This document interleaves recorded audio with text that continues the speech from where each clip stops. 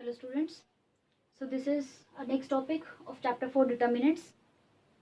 We have done what do you mean by determinant, what is representation of determinant, how to find out determinant, and the next topic was properties of determinants, जिसमें हमने 7 8 9 I think 9 properties हमने की थी और उनके basis पे हमने exercise 4.2 भी की थी कि how to find out all the questions कि हमने लेफ्ट हैंड साइड दिया and we have to find out right hand side.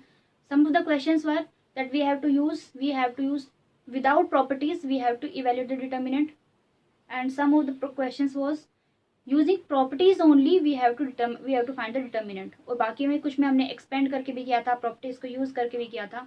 Now the next topic was area of triangle. This you have done in 10th class also. This is very simple.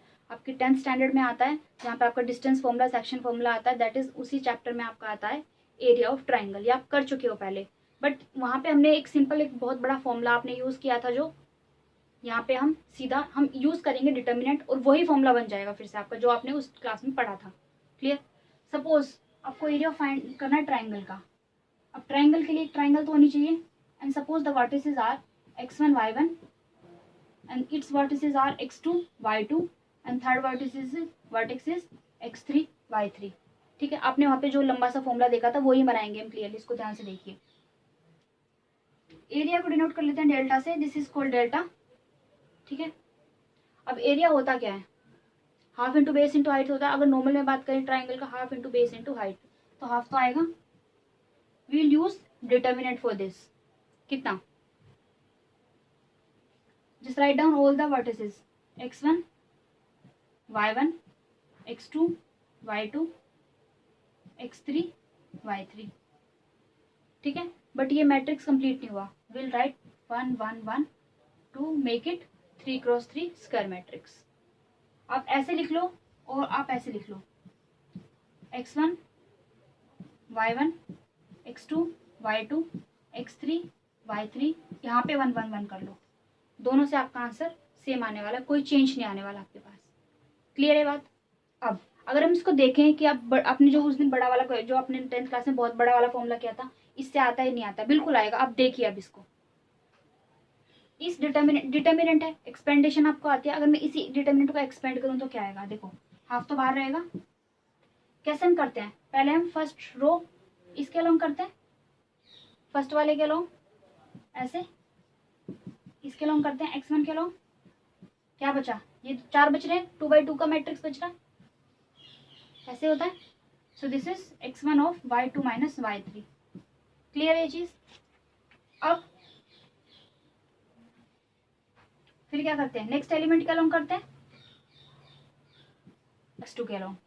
एक को रखो. अब इसके long किया, लेकिन x2 कैसा element है, a21 element है. सेकंड रो का फर्स्ट एलिमेंट है. a21 का मतलब -1 to the power 3, that will be negative.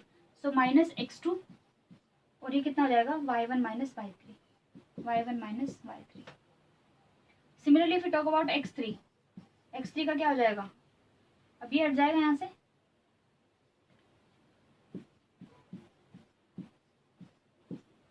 अभी जाएगा इसके लॉन्ग, x3 का लॉन्ग जाएगा. सो x3 of what, y1 minus y2 this time. Clear है. यही फॉर्मूला बनता था ना, देखा था, याद है. यही फॉर्मूला बनता है हमारा 10th क्लास में जो हमने पढ़ा था, ये लंबा सा फॉर्मूला. इसी को यूज करके हम करेंगे अपना एरिया ऑफ ट्राइंगल. दूसरी चीज, ये तो हो गया एरिया ऑफ ट्राइंगल की बात. ठीक है. एक कंडीशन आती है, कंडीशन ऑफ कोलिनियरिटी, कि पॉइंट्स अगर कोलिनियर है. कैसे पता चलेगा कि पॉइंट्स कोलिनियर है या नहीं है. अगर हमारा determinant if my determinant becomes 0, इसका मतलब क्या हो गया, पॉइंट्स क्या है, कोलिनियर है. एंड कोलिनियर का मतलब क्या होता है, when the points lies on the single line, कि सारे पॉइंट्स हमारे पास सिंगल लाइन पे हैं, means points are collinear. Means area of the triangle is what, 0. ठीक है. दूसरी चीज इसमें रिमार्क्स है, क्या है, कि जो एरिया होता है ट्राइंगल का, वो क्या होता है, that is always positive. Negative value अगर आपकी आ रही है तो you will leave the negative value and you will just consider your positive value. Find out. Fine. ये हो गया आपका कि हमेशा क्या होगा, पॉजिटिव होगा. So this was only the concept to do your exercise 4.3 कि जहाँ पे हमको ये क्वेश्चंस करने की एरिया फाइंड आउट करना है, कंडीशन ऑफ पोलैरिटी प्रूव करनी है, या फिर कहीं कहीं हमें इक्वेशन निकालनी पड़ेगी एरिया की, सॉरी आपके ट्राइंगल्स की इक्वेशन निकालनी पड़ेगी, वो हम देखेंगे क्वेश्चंस को कैसे करेंगे। ठीक है, वहाँ पे हम कंसीडर करेंगे पॉइंट्स को और तब हम अपना क्वेश्चंस को आगे प्रोसीड करेंगे। Now if it go to exercise 4.3 in this video only, these are the two questions. This is question number 1 first part, second part, third part मैंने छोड़ दिया है आप लोगों के लिए, that will do you by own. Practice तो आपने करनी है, सारे क्वेश्चंस मैं करूंगी तो क्या फायदा। फाइन, क्या निकालते हैं, सीधा सीधा डिटरमिनेंट निकालो। 3 ट्राइवर्टिसेस दिए हुए हैं, अभी जैसे मैंने आपको बताया हाफ ऑफ वॉट 1 0 6 0 4 3, और थर्ड कॉलम को बना लो अपना 1 1 1। डिटरमिनेंट सॉल्व करना आता है, how you find determinant, half ऐसे रहेगा बाहर, 1 के लॉन्ग करोगे तो 0 -3, ठीक है, 0 के लॉन्ग करोगे तो पूरा 0 रहेगा, मैं 0 लिख देती हूँ, और 1 के लॉन्ग करोगे तो कितना आएगा, इसके long 18 -0, so it will remain 18।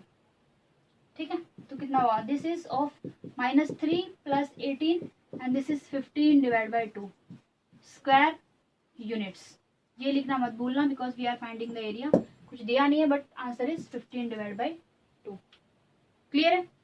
We talk about the second question, again the same thing, delta से रिप्रेजेंट करो अपने एरिया को, half of what 2 7 1 1 10 8, keep them 1 1 1 and just find out your what determinant, it will be what half of, again 2 के अगर along करें तो 1 -8, -7 के along करें तो दिस विल बी 1 -10, और 1 के अलोंग करें तो it will be what 8 -10, so what is left, this is half of -7, this is -14, this is minus of -9, my +63 and this is minus of 2, तो कितना है ये, this is half of -16 + 63, so what answer you are getting in this, this is 47 divided by 2, so this is the answer with the square units। clear आपको, this is the answer, this is 15 divided by 2 and this is 47 divided by 2, so these are the first two questions, first two parts of question number 1 of your exercise 4.3। clear है, third part I have left for you that you will do by own, और मुझे बताओगे कि answer आपका क्या आ रहा है या नहीं आ रहा है। ठीक है, now we move on to the next question, see these are the next two questions, question number 3 we have to prove points are collinear, vertices आपको दे रखे हैं ABC, और क्वेश्चन नंबर 3 का फर्स्ट पार्ट मैंने लिख लिया, आपको k की वैल्यू फाइंड आउट करनी है, आपको जो 3 वर्टिसेस दिए हैं उसमें एक k दिया हुआ है, उस k की वैल्यू आपको फाइंड आउट करनी है, और एरिया आपको दिया है 4 स्क्वायर यूनिट्स।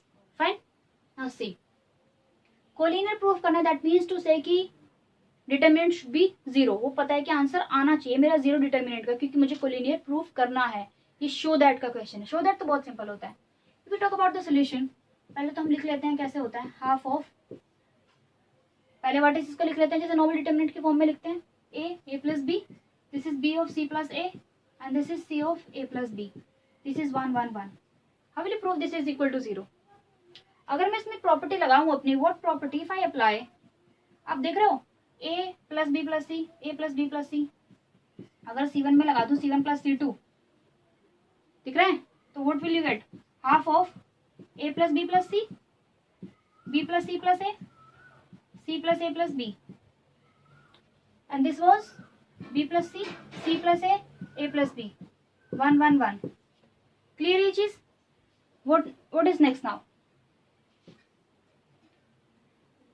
क्या आएगा इसमें, अब इसमें देखो सब क्या है, फर्स्ट कॉलम में सेम है, so if I take this is common a + b + c, what is left 1 1 1, b + c, c + a, मैंने कुछ एक्सपेंडेशन नहीं किया, कुछ नहीं किया, and as you see now these two columns are 0, और हमने पढ़ा था अगर दो कॉलम कोई भी दो वैल्यूज क्या हो जाएं, कॉलम्स की वैल्यूज क्या हो जाएं, 0 सेम हो जाएं, तो इट बिकम्स व्हाट 0, और बाहर क्या था, बाहर तो ये सब चीजें थी, मल्टीप्लाई के 0 से, तो आंसर क्या आएगा 0, and we have proved that determinant of this value is nothing but 0। Clear है आपको, so this was that the points a b c and are collinear, so this implies a b and c are collinear।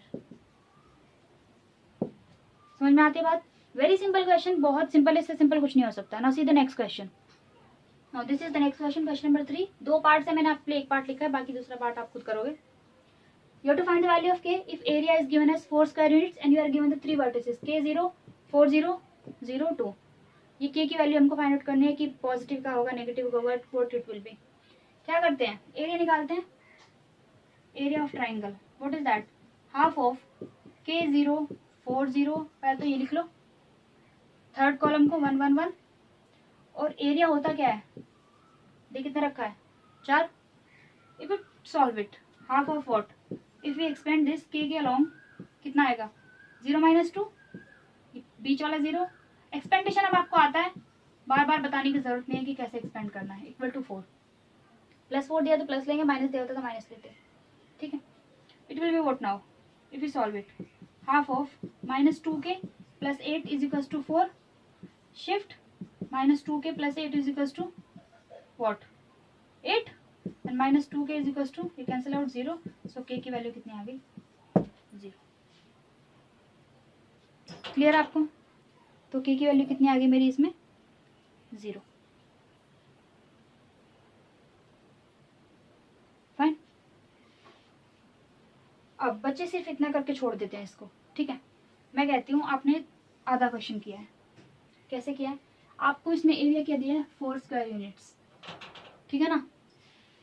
अगर मैं बोल दूं कि ये value ऐसे, अगर ये बोलो कि माइनस का साइन है तो यहाँ पे कितना आना चाहिए, ऐसे भी होना चाहिए, ठीक है। तो will do this, -2 + 8 and this will be -8, और -2k = -16, सो k की वैल्यू आएगी 8। तो यहाँ पे क्या वैल्यू आएगी, दिस इज, अगर मैं इसको सॉल्व करूँ अगेन, -2k = -16 एंड k की वैल्यू आएगी यहाँ से 8। तो आपको दोनों पार्ट्स दिखाने पड़ेंगे, बच्चे सिर्फ इतना छोड़ देते हैं। कई टीचर इसको कंसीडर कर लेते हैं, कई टीचर इसको कंसीडर नहीं करते हैं, इसलिए मैं आपको दोनों पार्ट्स बता रही हूँ। एंड डोंट थिंक कि मैं सिर्फ ये पढ़ा रही हूँ तो इसको मैं सिर्फ ट्यूशंस पढ़ाती हूँ, ऐसा कुछ नहीं है। मैं स्कूल से पढ़ाती हूँ, बोर्ड की कॉपीज भी चेक की हुई है, इसलिए पता है कि बच्चों को क्या, बच्चे कितना लिखते हैं और क्या नहीं लिखते हैं। 99, 100 वाली कॉपीज भी चेक की हैं, जो मैंने अपने अपने हाथ से मैंने बच्चे को 100 और 99 मार्क्स दिए हैं। समझ में आ रही है आपको बात, तो आई नो कि कितना लिखने पे आपको कितने मार्क्स मिलेंगे। बात समझ में आ रही मेरी, तो सिर्फ ये मत सोचना मैंने आपको यहाँ पे पढ़ा दिया मतलब मैं सिर्फ घर पे होम ट्यूशन ले रही हूँ, ऐसा कुछ नहीं है। स्कूल्स में पढ़ाती हूँ और पता है कि बोर्ड की कॉपीज में कितना चेक होता है, कैसे मिलता है, क्या नंबर मिलते हैं, किस तरह से। क्लियर आपको ये बात, so we have experience of this also, board का, एग्जाम का, पैटर्न का, वे ऑफ चेकिंग का, so don't worry for that. आप इसको अच्छे से फॉलो करोगे तो अच्छे से समझ में आएगा कि मैंने क्या लिखा है, क्यों समझाया है ये। क्लियर आपको मेरी बात, so this was your question number 3 first part. Second part में आई लेफ्ट फॉर यू, इसीलिए मैं आपके साथ सारे क्वेश्चंस नहीं करती, बहुत सारे वीडियोस में आपको मिलेंगे कि एक एक क्वेश्चन आपके साथ वो कर रहे हैं, करो कोई दिक्कत नहीं है, लेकिन जब मैं सारे क्वेश्चंस कर दूंगी तो आप क्या करोगे। आंसर्स तो आपको किसी भी बुक में मिल जाएंगे, किसी भी एनडी में मिल जाएंगे, बच्चे आंसर्स बुक रखते हैं, नेट पे मिल जाएंगे, कहीं भी ढूंढ लो यार, कहीं भी सब जगह मिल जाएंगे। क्लियर है, बट द मेन थिंग आपको कॉन्सेप्ट समझ में आना चाहिए। अगर आपको समझ में नहीं आ रहा है तो कुछ फायदा नहीं है वीडियोस बनाने का, कुछ भी करने का। बात समझ में आ रही है, सब जगह मिल जाएंगे आंसर्स, कहीं से भी देखो, कॉपी मारो, पेस्ट मारो, ठीक है। बच्चे पढ़ते नहीं है इस बात के लिए, उनको सिर्फ मार्क्स से मतलब है। सीखना है तो पढ़ो, नहीं सीखना तो फिर तो कहीं से भी आप आंसर देख के पास हो जाओ। और याद रखो कि बस तुमको अगर 33 लाने हैं कि हाँ भाई ठीक है तो हो ही जाओगे पास, फिर तो कहीं से पढ़ लो। लेकिन समझना है, and you want to score 90 +, 95 + up to 100, then go for the videos. आपको एक एक चीज क्लियरली मिलेगी, एक चीज बिल्कुल छोटे छोटे पॉइंट्स मिलेंगे कि कहाँ पे आपके मार्क्स कटते हैं, ये मैं आपको बता रही हूँ। मेन चीज होती है समझाना, वो तो बहुत लोग समझाते हैं, लेकिन मार्क्स कहाँ पे कितने कटते हैं और कहाँ पे कितने मिलते हैं वो एक इम्पोर्टेंट चीज होती है, इसलिए मैं आपको ये वीडियोस पूरी क्लियर करके बता रही हूँ। Fine, now see the next question. Now see this is question number 4, again we have 2 parts, I have written only 1। मैं वही लिखूंगी, आपके पास 2-3 पार्ट्स हैं, 1-2 मैं करूंगी, बाकी आपके लिए छोड़ूंगी। Find equation of line joining this point and this point using determinant. अब 2 ही पॉइंट्स दे रखे हैं, क्या आप ट्राइंगल बना पाओगे 2 पॉइंट से, नहीं बना पाओगे। 2 ही पॉइंट्स दे रखे हैं, 1, 2 और 3, 6, तो तीसरे वाले को मान लो x, y। Fine, and find out the determinant जो हम करते हैं, what is that, half of 1, 2, 3, 6 xy 1, 1, 1। हो गया ये। And equals to 0। अब मैंने यहाँ पे 0 क्यों लिखा, इसमें लिखा है equation of line. Equation of line है ना, इसका मतलब क्या हुआ कि जो सारे पॉइंट्स हैं वो एक ही पॉइंट पे लाई कर रहे हैं, और एक पॉइंट पे लाई कर रहे हैं, दैट मीन्स टू से कोलिनियर, आपके जो पॉइंट्स है वो कोलिनियर है, इसलिए वो कंडीशन लगेगी कि आपका एरिया ऑफ ट्राइंगल इज 0। बात समझ में आती है? सी द नेक्स्ट पार्ट। मेरे को ना ऐसे पढ़ाने में मजा ही नहीं आता, जब तक मेरे बच्चे सामने ना हो और मैं उनके एक्सप्रेशंस ना पढ़ूं तब तक मजा नहीं आता पढ़ाने में।